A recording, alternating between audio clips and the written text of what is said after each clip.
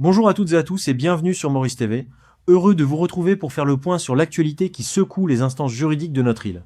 Nous ouvrons ce journal avec un nouveau rebondissement dans l'affaire des coffres-forts de Navin Ramgoolam. 11 ans après la saisie spectaculaire de 220 millions de roupies à son domicile de Riverwalk, la justice vient de figer le temps. Le revenu tribunal a ordonné, ce 2 mars 2026, la suspension pure et simple de la réclamation fiscale de la MRA.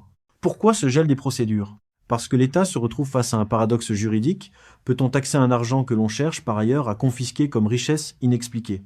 Entre les dons du Parti travailliste invoqués par l'ancien Premier ministre et les exigences du fisc, la Cour suprême devra d'abord trancher le nœud gordien de cette affaire. Plongée immédiate au cœur de ce bras de fer entre la Mauritius Revenue Authority et la défense de Navin Ramgoolam. Voici notre reportage. Affaire Navin Ramgoolam, pourquoi la justice a gelé la réclamation fiscale de 62 millions.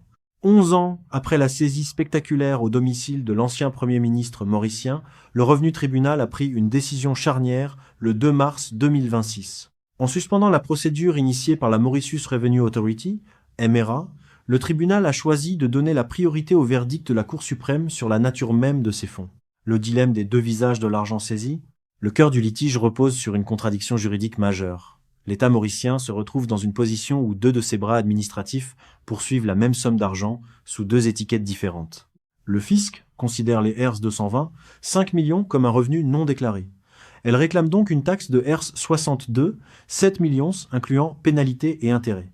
L'Integrity Reporting Services Agency soutient que cet argent est une richesse inexpliquée et demande sa confiscation pure et simple au profit de l'État. Le constat du tribunal, on ne peut pas taxer un revenu tout en affirmant qu'il est illicite et doit être confisqué. Poursuivre les deux voies simultanément risquerait de produire deux jugements contradictoires, nuisant à l'intégrité du système judiciaire. La défense de Navin Ramgoolam, don et per diem, représentée par Mi Robin Ramburn, senior counsel, l'ancien leader du Parti travailliste, Pétré, maintient une ligne de défense constante depuis 2015. Selon lui, cet argent n'est en aucun cas un revenu personnel imposable. Fiducie pour le PTR, la grande majorité des fonds serait constituée de dons politiques destinés au Parti travailliste, dont il ne serait que le dépositaire.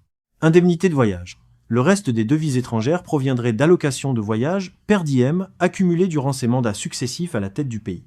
La plupart des sommes saisies ont été reçues comme des dons au Parti travailliste et sont détenues par moi en fiducie pour le parti.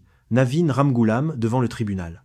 Un arbitrage en faveur du Good Governance and Integrity Reporting Act. Le collège du tribunal, composé de Gulshan Sharma Jorai, Dani Setlou et Fazullah Abdolatif, a tranché en faveur de la suspension. Leur décision s'appuie sur une hiérarchie logique des procédures. Priorité à la confiscation. Le cadre légal du Good Governance and Integrity Reporting Act doit primer. Intérêt de la justice.